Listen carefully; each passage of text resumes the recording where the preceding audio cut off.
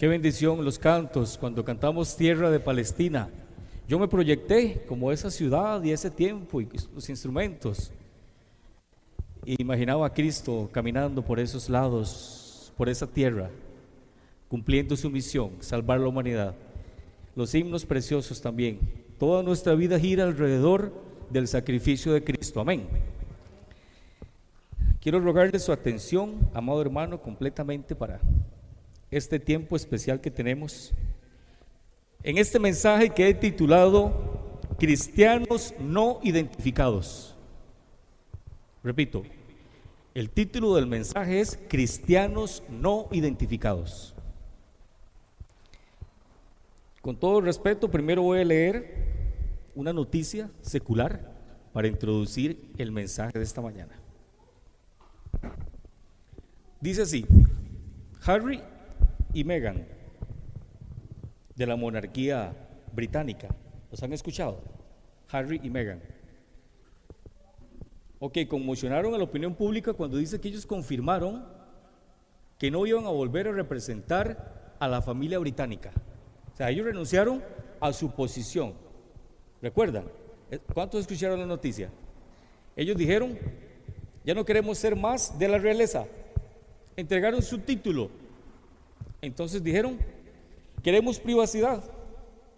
Y la noticia, que fue en la BBC, resume algo así: son de los rostros más visibles de la monarquía británica, pero Harry y Meghan no volverán a representar oficialmente a la familia real, informó el Palacio de Buckingham en un comunicado. El duque y la duquesa renunciaron temporalmente a sus privilegios y obligaciones reales en marzo del año pasado, con el fin de trabajar para volverse financieramente independientes.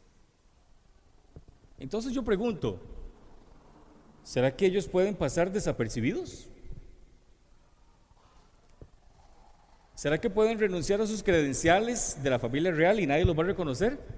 ¿Será que nadie los va a identificar?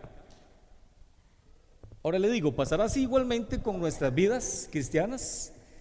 ¿Será que usted puede renunciar a sus credenciales de hijo de Dios, a su posición de hijo de Dios? ¿Será que al igual que ellos un día podemos decir: ya no quiero identificarme como hijo de Dios? Entonces tendríamos cristianos no identificados.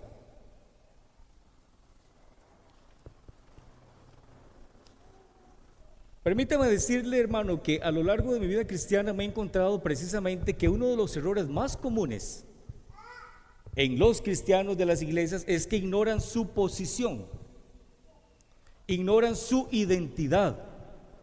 Y si usted ignora su posición y su identidad, ignora su propósito también. Entonces ya te conviertes en un cristiano sin propósito, un cristiano no identificado. Y si usted ignora su propósito, que es anunciar el evangelio, mostrar el reino de los cielos donde somos coherederos, usted va a sucumbir fácilmente a los deseos de la carne, a esta gran batalla que tenemos que librar todos los días. Primera parte del mensaje: Dios Todopoderoso hizo su creación para mostrarnos el poder y la influencia que tiene el reino de los cielos en nuestras vidas. Por eso nosotros, como representantes de Dios en este reino, debemos entender de forma total a qué hemos sido llamados. Y es aquí donde entonces nos vamos al pasaje de Pedro, en 1 Pedro, que en el Espíritu Santo le revela a Pedro las credenciales del cristiano, la identidad del cristiano, para que ya no tengamos cristianos no identificados. Abrimos la Biblia en 1 Pedro 2:9. 1 Pedro 2:9.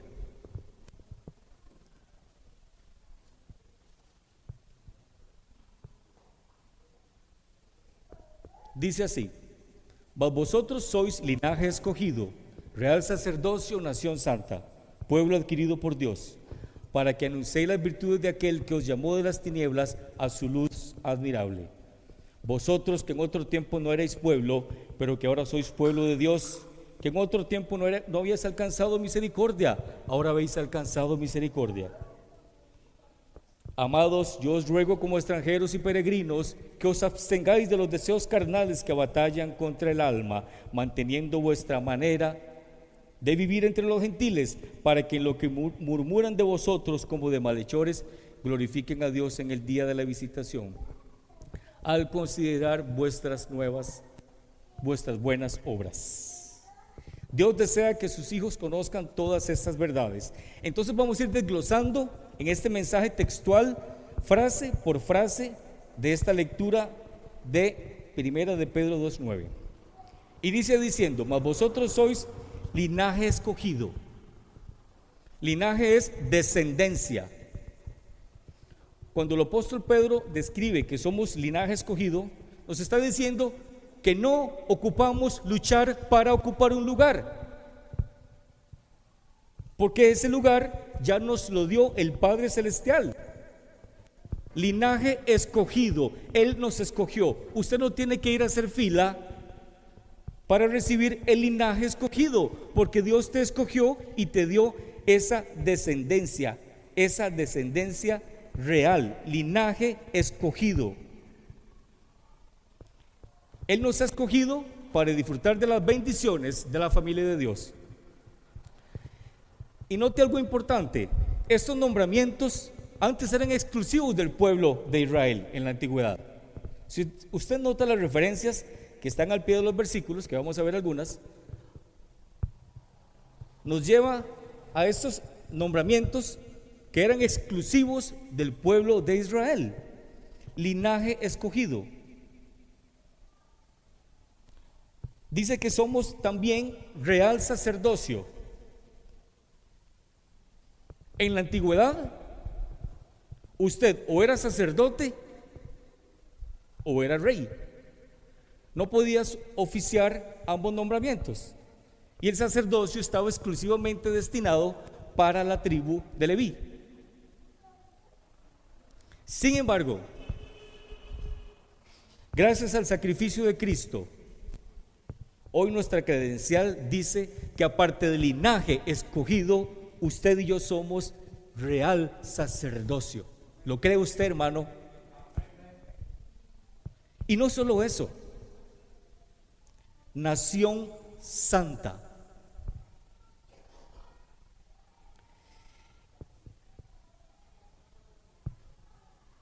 Volvamos al real sacerdocio por un momento. ¿Recuerda usted que en la antigüedad solamente ellos podían oficiar el sacrificio por los pecados del pueblo? ¿Lo recuerda la historia? Pues gracias al sacrificio de Cristo ya nosotros no ocupamos un mediador terrenal para estar en contacto con su palabra. Gracias al sacrificio de Cristo, usted es un hijo del rey y usted puede entrar como sacerdote libremente a la presencia de Cristo. Y como hijo del rey, usted no necesita sacar una cita para hablar con el rey, porque usted es real sacerdocio. Eso logró Cristo para nosotros en la cruz. Linaje escogido, real sacerdocio y nación santa. Cuando hablamos de lo santo, ¿qué viene a su mente? Apartado, ¿correcto? Entonces también la tercera credencial e identidad del cristiano es que usted es nación santa, apartado,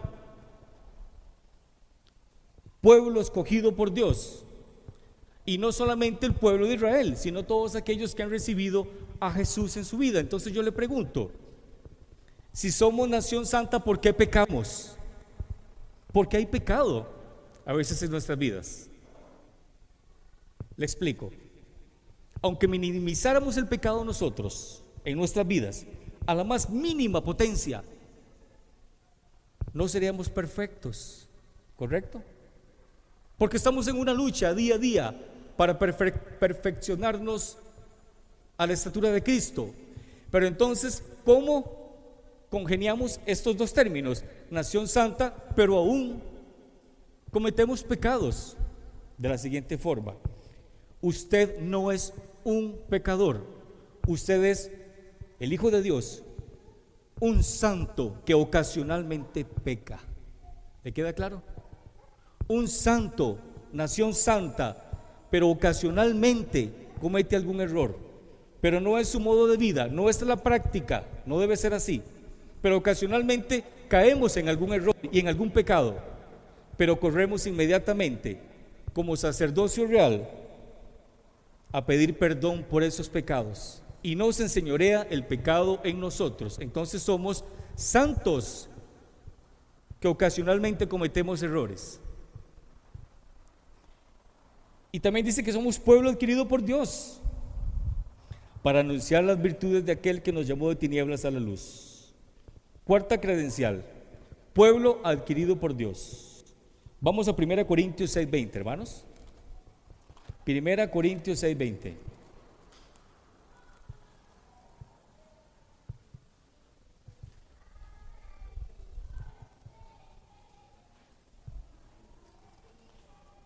Dice la palabra de Dios. Necesito correr un poquito, hermanos, por el tiempo. Porque habéis sido comprados por precio, glorificad pues a Dios en vuestro cuerpo y en vuestro espíritu, los cuales son de Dios. Cuando dice que somos pueblo adquirido por Dios, adquirido es comprado por precio. ¿Y cuál fue ese precio? La sangre de Cristo derramada en la cruz. Entonces vea las 4 credenciales que le acabo de dar, hermano, para no ser cristianos no identificados. 1, linaje escogido. 2, real sacerdocio. 3, nación santa. Y 4, pueblo adquirido por Dios. ¿Y cuándo se consumó esta obra de Cristo en la cruz?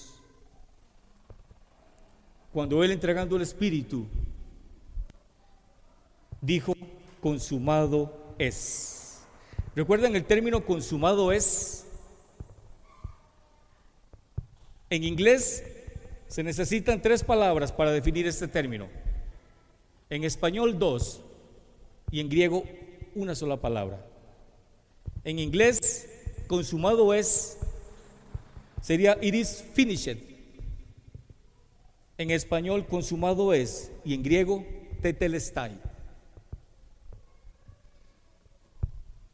¿Recuerdan el significado de esta palabra en griego? Tetelestai, en la cruz, dijo Jesús.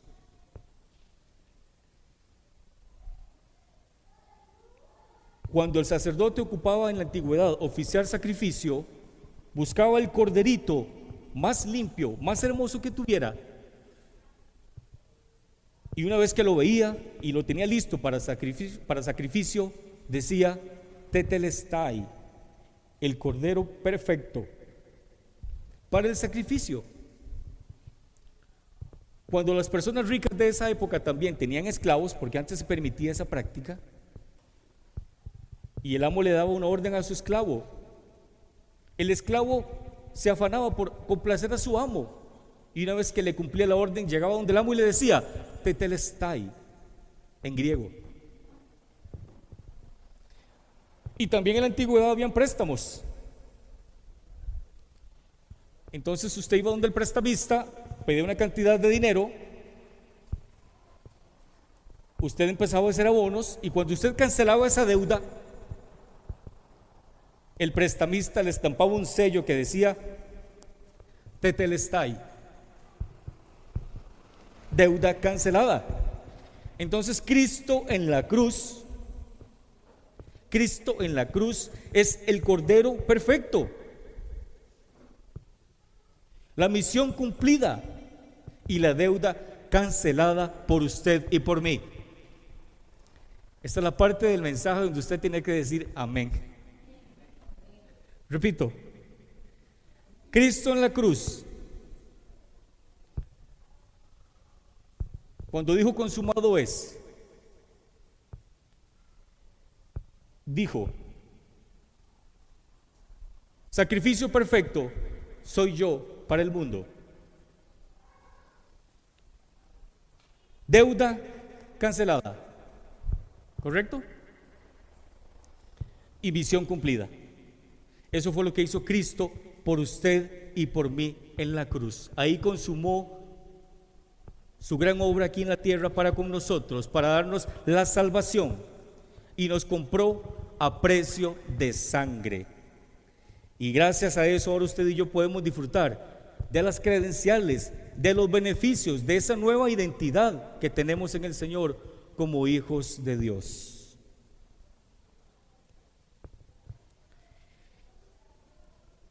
Simultáneamente, quiero llevarle un momento a reflexionar algo, amado hermano.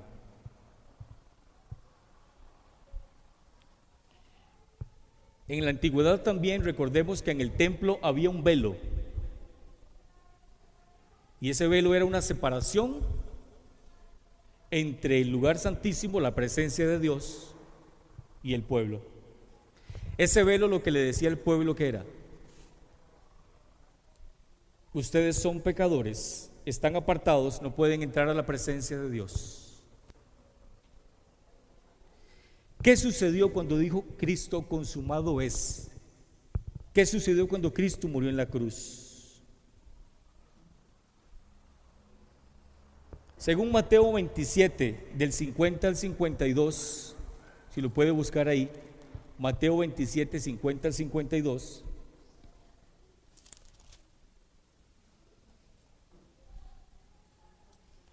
Mas Jesús, habiendo otra vez clamado a gran voz, cuando murió, cuando dijo consumado es, tetelestai, entregó el Espíritu. He aquí el velo del templo se rasgó en dos. ¿Y cómo se rasgó? De arriba abajo.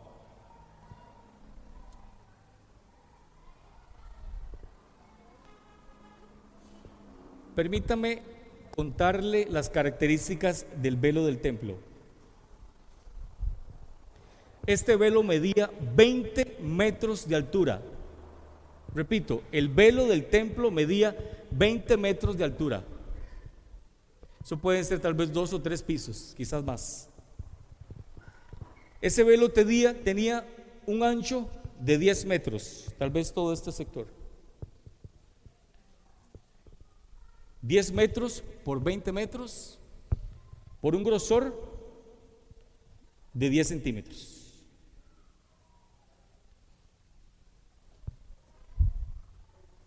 ¿Qué sucedió cuando Cristo murió? Cuenta el historiador Josefo, historiador judío de esa época. Ese velo era tan grueso y tan resistente que ni 2 caballos amarrados podían romperlo, uno de cada lado. Dice su palabra que ese velo se rasgó en dos. ¿Y cómo se rasgó? De arriba hacia abajo, del cielo a la tierra. Y gracias a eso tuvimos entrada nosotros al lugar santísimo, a la misma presencia de Dios.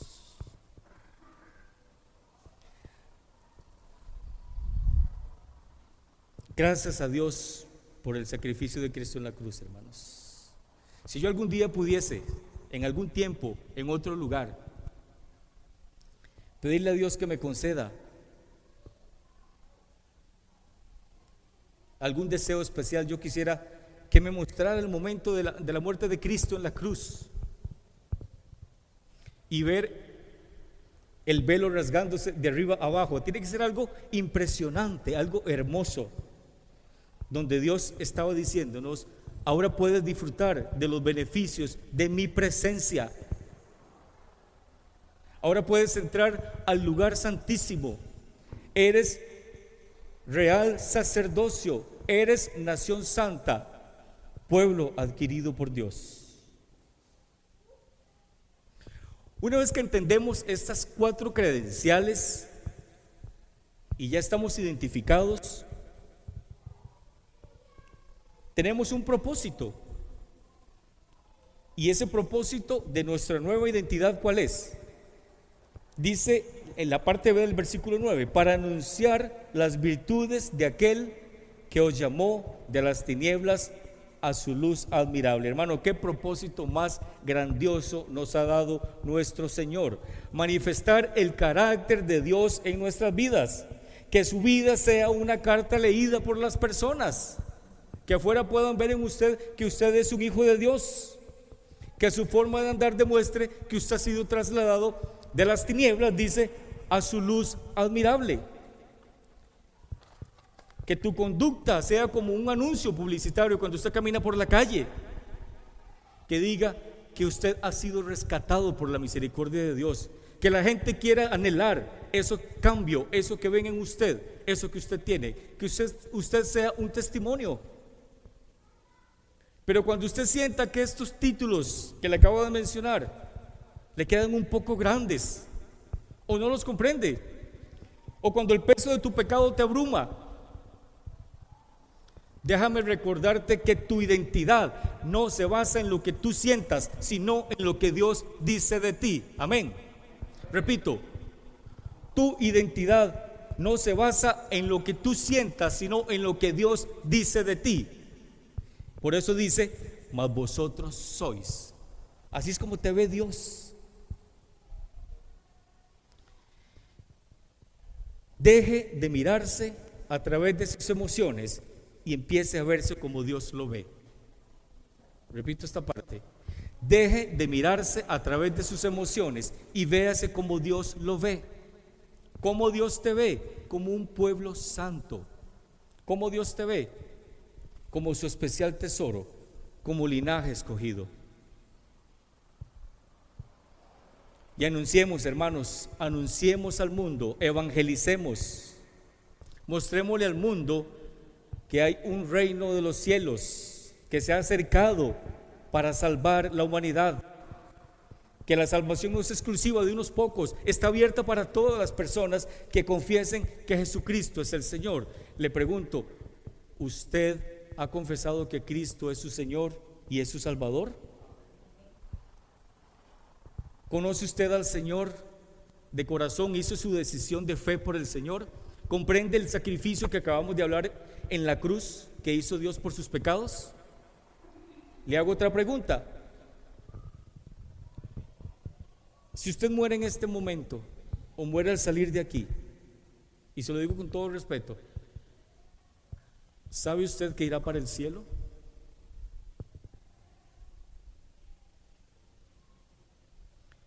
Hemos hablado de situaciones muy terribles y muy tristes, muchas muertes, mucha enfermedad. Todos tenemos familiares enfermos que están pasando la presencia de Cristo, amigos. ¿Está usted preparado para reunirse con su Señor? Hoy es día de salvación. El camino está abierto para todos. El Señor quiere salvarte hoy. Hoy puede ser tu día de salvación. Usted puede pasar hoy de tinieblas a luz, si solamente acepta el sacrificio de Cristo. Dos caminos: un cielo, un infierno. No hay intermedios. Mi deseo es que todos aquí estemos asegurados de que si hemos de morir, vamos a la presencia de Dios. En la mañana venía conversando con un taxista y me decía, porque uno tiene que tratar de sacar conversación siempre a las personas y hablarles de Cristo. Y le comenté que un amigo acababa de morir. Aproveché que mi vecino Daniel murió con 20 años para decirle, ¿usted está seguro de su salvación? Si usted muere hoy, entonces ellos dicen lo que todo el mundo repite: el infierno es aquí en la tierra. ¿Cuántos han oído eso? Eso es lo que dicen, ¿verdad? El infierno es aquí. Yo sé que voy para el cielo, dijo, apenas muera. ¿Usted ha aceptado a Cristo como su Salvador? No, es que no, dice, no es necesario. Todos vamos para el cielo. Entonces aproveché ese ratito para decirle que no, que solo hay dos caminos, cielo o infierno. Y antes de bajarme le dije esto: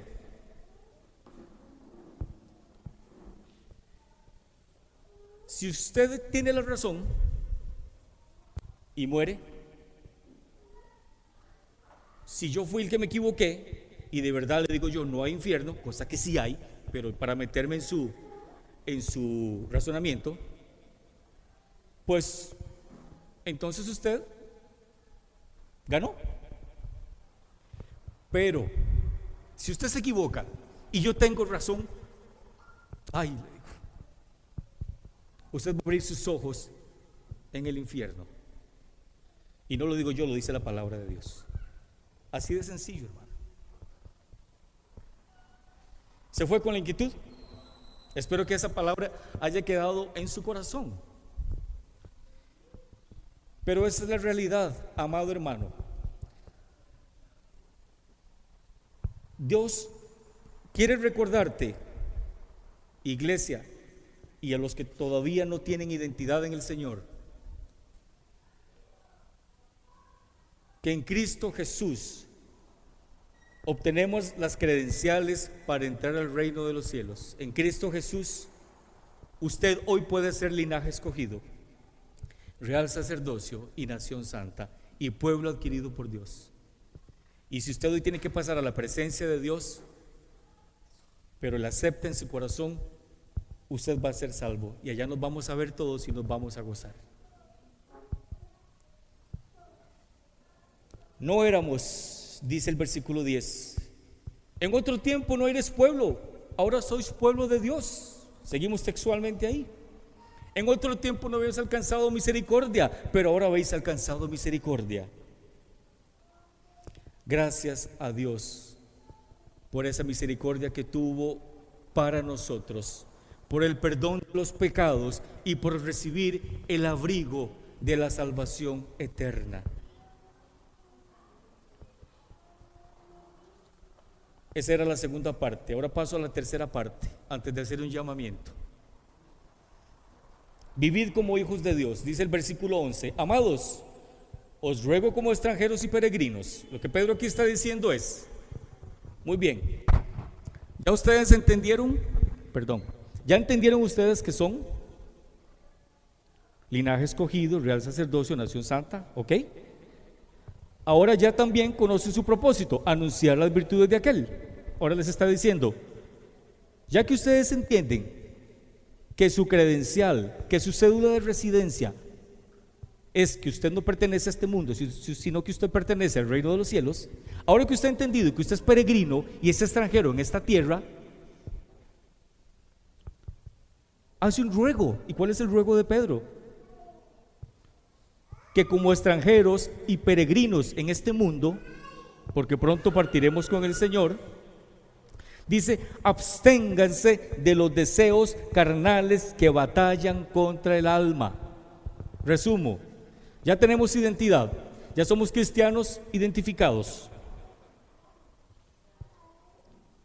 ya tenemos un propósito, anunciar las virtudes de aquel. Ahora viene el ruego de Pedro, absténganse de los deseos carnales.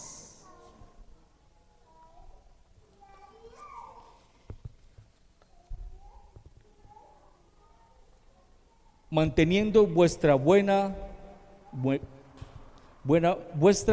manteniendo buena vuestra manera de vivir entre los gentiles, para lo que murmuran de vosotros como de malhechores, glorifiquen a Dios en el día de la visitación al considerar las buenas obras. Note que Pedro parte, primero dice, de nuestro interior. Pedro dice, nuestros deseos carnales, o sea, nuestra lucha primero es interna. Mantenga vuestra manera de vivir.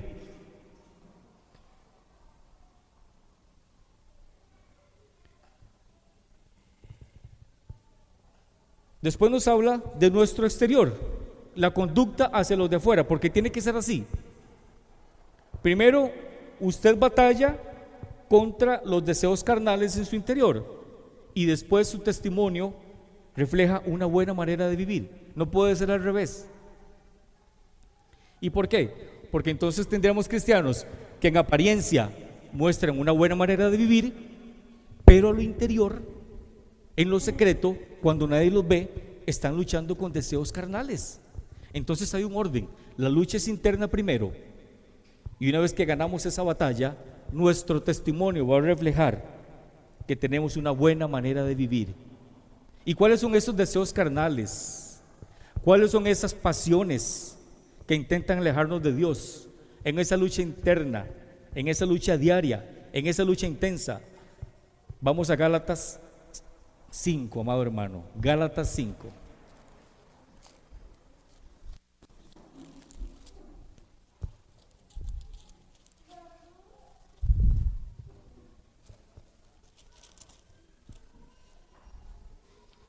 Las obras de la carne y del espíritu. En el versículo 16 dice: andad en el espíritu y no satisfagáis los deseos de la carne, porque el deseo de la carne es contra el espíritu, y del espíritu contra la carne, y se oponen entre sí para que no hagáis lo que quisierais. Si sois guiados por el espíritu, no estás bajo la ley, y manifiestas son las obras de la carne, que son. Preste mucho cuidado, amado hermano, porque esta es la parte final del mensaje. ¿Qué nos está comunicando Dios a nosotros? ¿Qué nos viene hablando Dios a través de su Santo Espíritu en la carta de Pedro? Que nos abstengamos de los deseos de la carne. Dice que son adulterio, fornicación, inmundicia, lascivia, idolatría, hechicerías, enemistades, pleitos, celos, iras, contiendas, disensiones, herejías. Y continúa: envidias, homicidios, borracheras, orgías y cosas semejantes a estas, acerca de las cuales os amonesto, que los que practican tales cosas no heredarán el reino de los cielos. Yo le pregunto, amado hermano, analice todo esta gama de deseos carnales. ¿Está usted luchando con alguno de estos deseos? Contéstese la pregunta en su corazón. ¿Está luchando usted? Tal vez no son hechicerías ni enemistades, pero tal vez son pleitos, son celos, iras, contiendas y disensiones.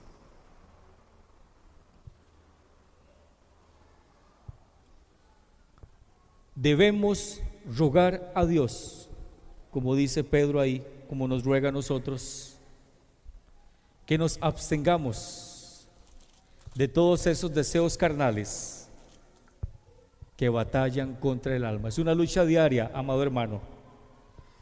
Ya no seamos cristianos no identificados. Recordemos que somos extranjeros, tenemos cédula de residencia. Esa cédula dice ciudadano del reino de los cielos. Estamos temporalmente en esta tierra, peregrinos y extranjeros. No se apegue tanto a las cosas de este mundo, a los pecados de este mundo. Recuerde que es temporal nuestra travesía por este planeta. Cuando comprendamos estas verdades como Dios nos ve, no como usted se siente, sino como Dios te ve, usted va a adquirir propósito en su vida. Y le cuento, hermano, las luchas que usted libre entre el espíritu y la carne van a ser ganadas por el espíritu, van a ser victoriosas.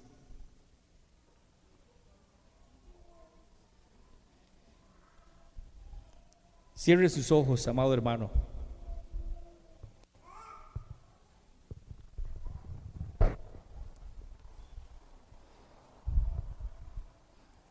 Hemos expuesto la palabra de Dios.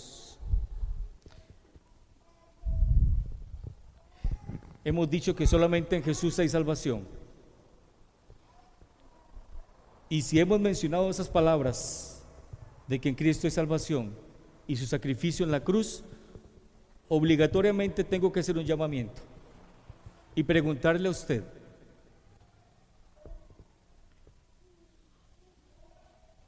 ¿quiere usted recibir a Cristo como su Salvador en su corazón?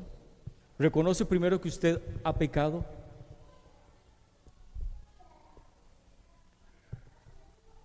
¿Reconoce usted que si usted muere en este momento,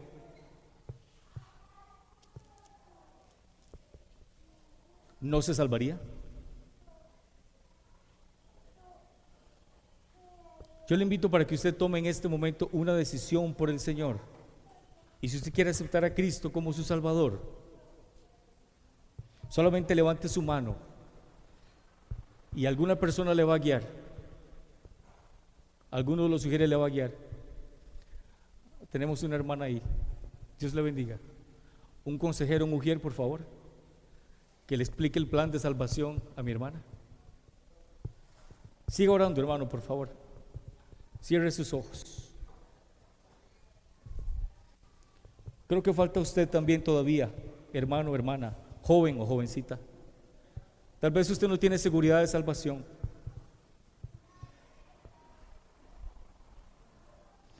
Jesucristo está con los brazos abiertos, esperándole, guardándole, llamándole, diciéndole: ven a mí, estás trabajado, cargado, yo te haré descansar. Y aquí hay una familia que lo vamos a acoger, le vamos a ayudar en este caminar diario. Si usted todavía tiene duda de su salvación, la puerta sigue abierta. Continúo con el llamado.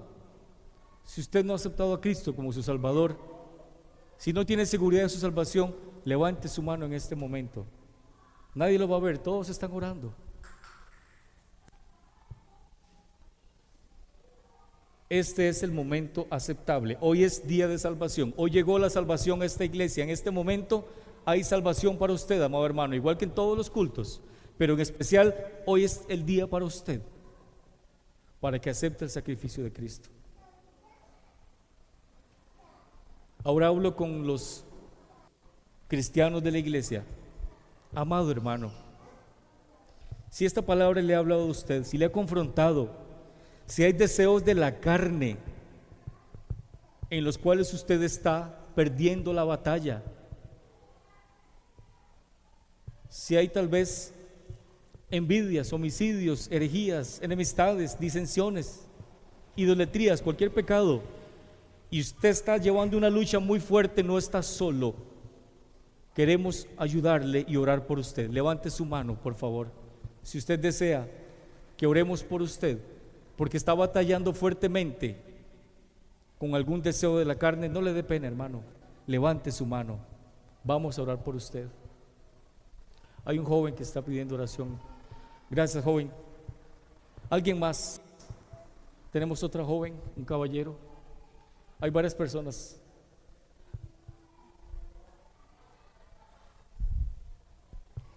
Vamos a orar por ustedes, amados hermanos.